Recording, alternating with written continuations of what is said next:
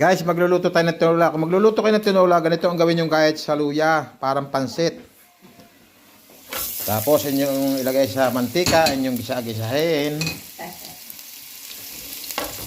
Huwag niyong ilalagay ang karne na hanggat hindi ito nagiging brown ang ating luya. Pag ito naging brown ang ating luya, masarap to. Guys, kapag brown na ang ating luya, ilalagay natin ating bawang. At bawang naman ang ating pa-brown. Para napakabango at napakasarap.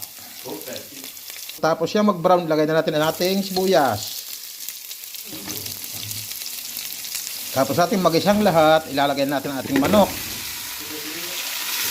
Yan, mga kapatid. Lagyan natin ng isang Knorr cube. Yan. At lagyan natin ng paminta. Tapos lagyan natin ng patis.